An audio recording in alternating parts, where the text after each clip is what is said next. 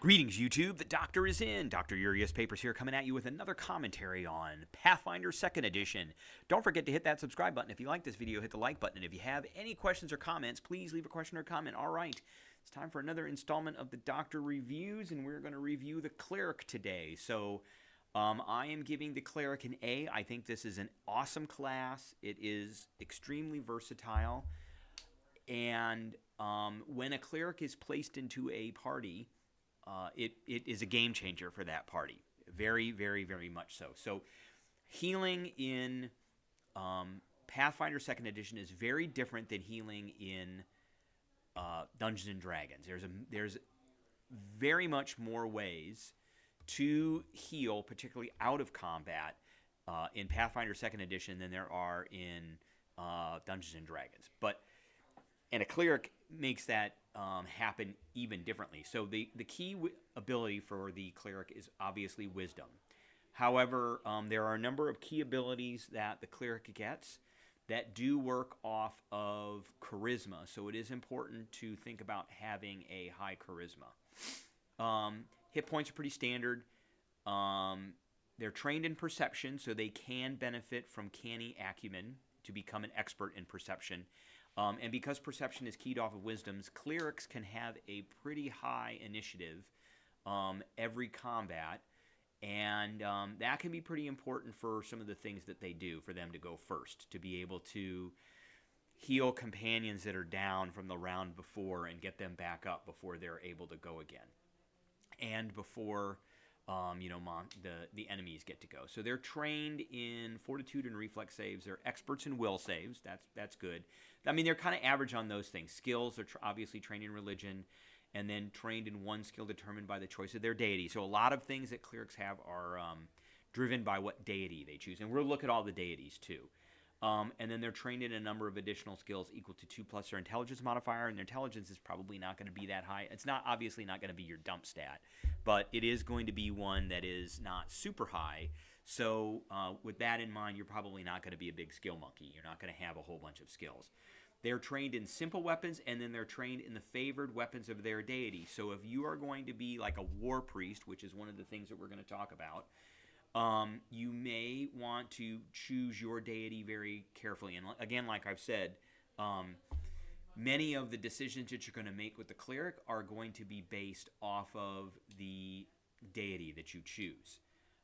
They are trained in unarmed attacks, and if your deity's favorite weapon is uncommon, you can also gain access to that weapon. So you just basically choose the deity, and there really isn't very many ones that have uncommon. They're untrained in all armor, though their doctrine might alter this. So, and they're trained in unarmed defenses. So there's the kind of the subclass that the Clerics gets called the Doctrine, and it's for the basic book, it's 2 choices. There may be some other choices in other books, but for the Clerics, it's 2 choices, and we'll go over that. And they're trained in their Divine Spell attacks and Divine Spell DCs. Okay, so here's the table that shows the level progression. They get a Cleric feat at 2nd level, not at 1st level, and then they get one every other level after that. So 2, 4, 6, 8, all the way down.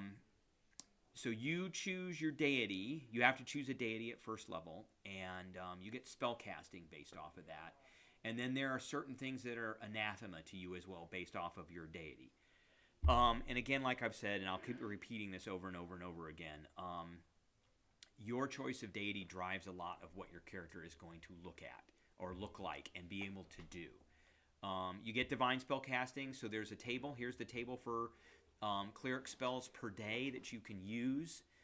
You start with 5 cantrips, which is quite a bit, and 2 first-level spells, and then there's this font ability that you get as well.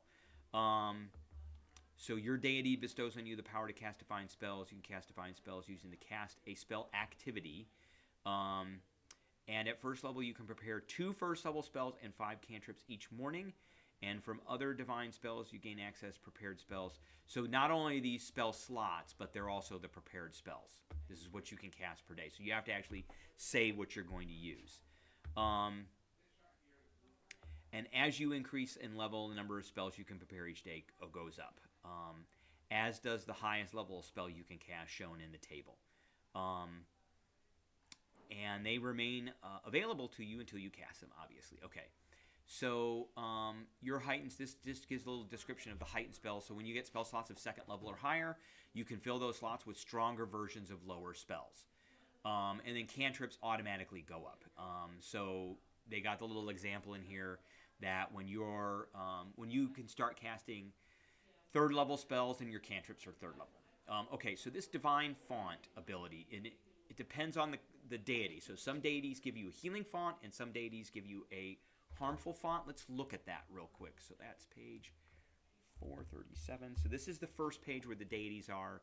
So for instance or example, Abadar, who is a neutralish deity, gives you harm or heal. So you have a choice.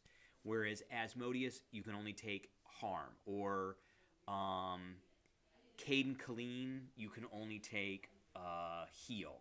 And so like Desna is like one of the good gods, so that would be a heal one. Or Iomedae is like one of the good gods, that's a heal. Sarenrae is right here, so Sarenrae would be your healing, and Sun God, that's a heal. So and you could see in each one of these, there's a divine font, which is the heal or harm. There's the divine skill, which you get. There's your favored weapon, which is scimitar. And domains, so like Sarenrae is fire, healing, sun, and truth. That only comes in when you get certain abilities from them, and then the cleric spells. So let's talk about cleric spells. Okay, we were back to the cleric. Okay.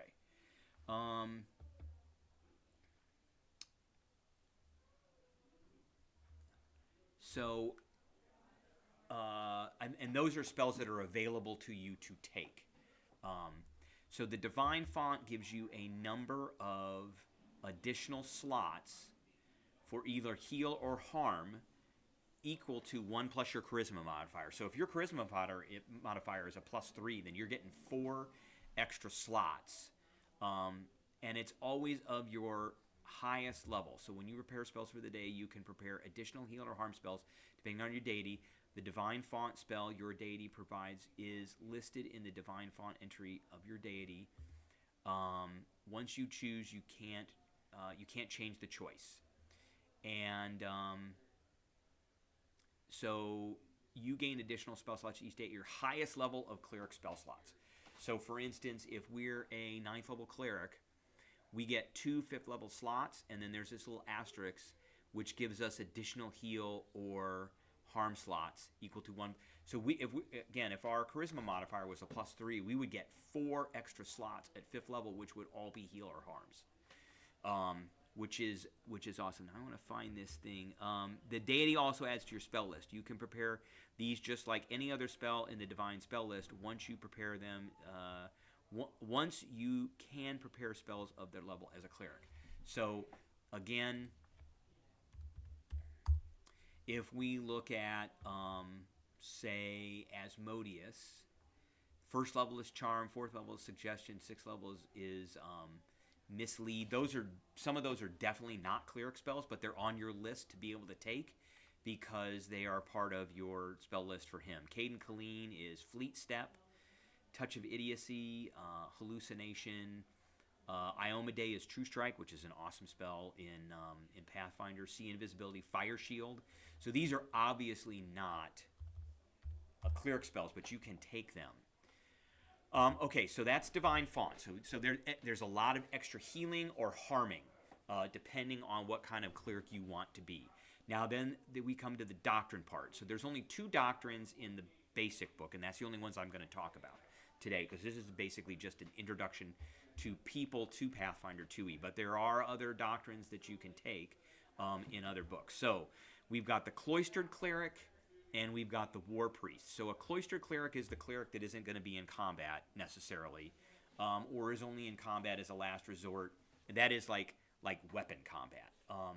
And these clerics are the ones that are going to be casting spells quite a bit. So, and then you get these doctrines, 1st, 2nd, 3rd, 4th, 5th, and so on, doctrines. So, at first level, you gain the Domain Initiate Cleric feat, which is right here. And that means you get bestowed special spells upon you by your deity, and you get a focus point. And so each deity has a specific set of domain spells that they can give you, and that's on page 441. And so here they are, domain spells, and then there's an advanced domain spell, but there's a feat you have to take to get those. So for instance, if we were Sarenrae, you would look at Sarenrae, and domains for Sarenrae are Fire, Healing, Sun, and Truth. So if we look at Fire, you get Fire Ray as a domain spell, which costs a focus point to cast.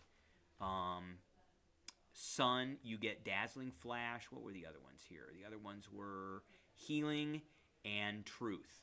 So Healing is Healer's Blessing, and Truth is Word of Truth. So these are all focus spells that you can cast.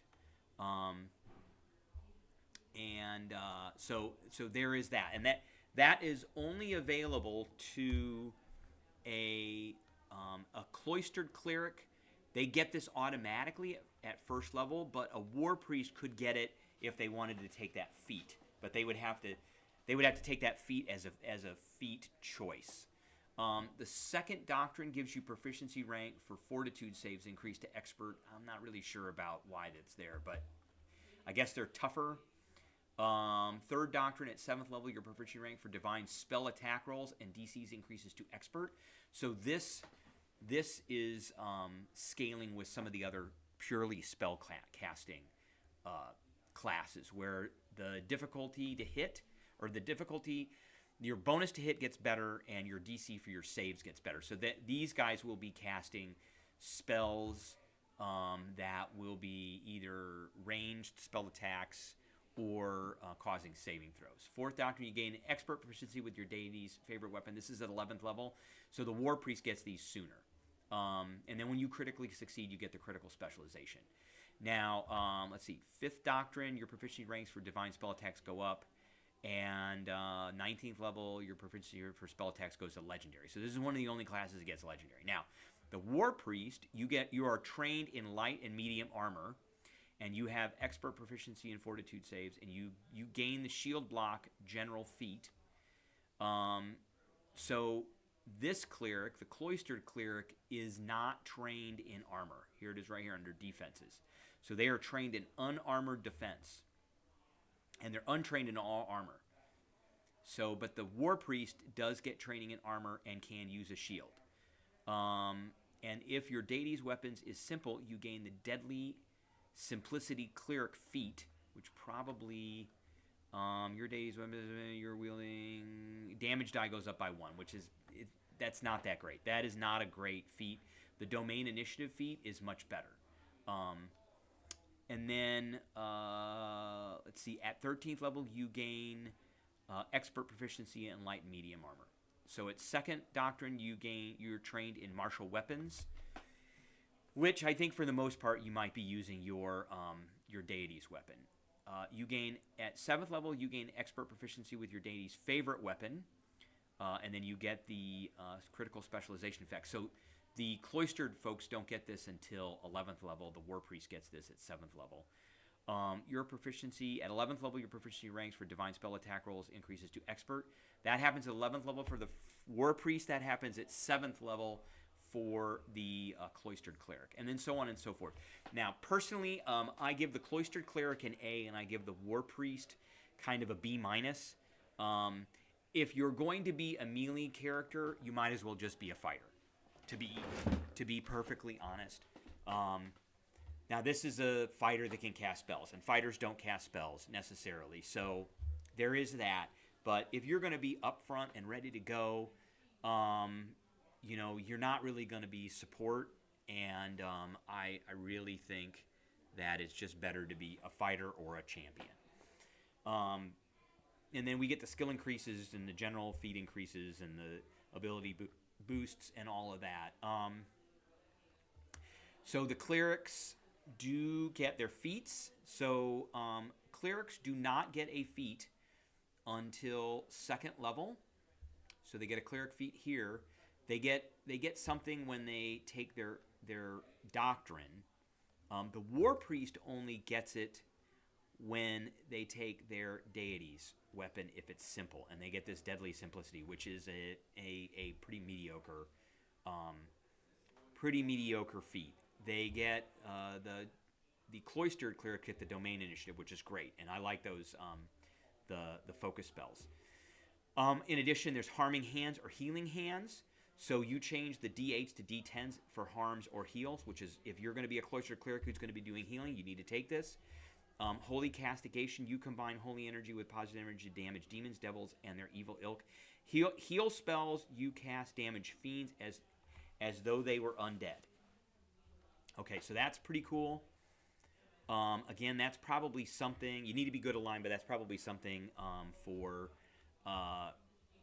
the Cloistered Clerics. And then there's Reach Spell, which is another good one too. So if you got that, and that might be something that you would want to take with a Cloistered Cleric as well. For some of those spells are touch, then you can add an action onto it, and you can put it out from touch to a range of 30 feet. Cantrip expansion, you already get 5 cantrips. I'm not sure how great that is. Communal Healing, you're a conduit for positive energy. As you channel it through, you heal some of your minor injuries. When you cast Heal, to heal a single creature other than yourself, you regain hit points equal to the spell. This is pretty good. Emblazoned Armament, so and you can increase some, you can like holify your weapons or armor. This is probably more for the War Priest. Sap Life, so you sap when you cast Harm. So this is more for evil. So you can see where some of these feats are going, that they can go to either harm or they can go to healing.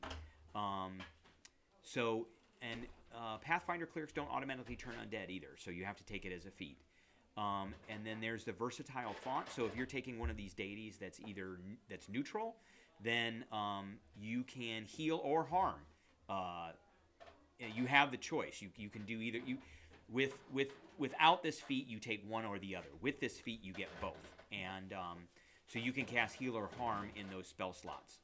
Then at 4th level, there's Channel Smite. So you expend a heal or harm, and you can cause some damage through your melee attack. So that's more for the War Priest. Command Undead. You have to be evil, alignment, harmful. So this is not really a player character feat per se.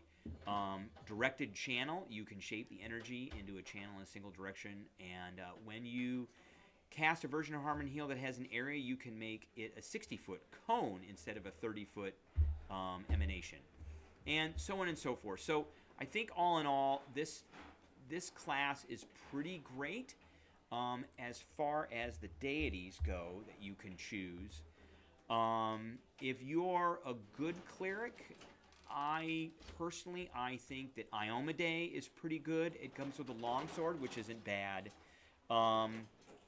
And Saren Ray, obviously, for all the healing and benefits. So that's what I got for everybody today. I appreciate everybody tuning in, and I will catch everybody later.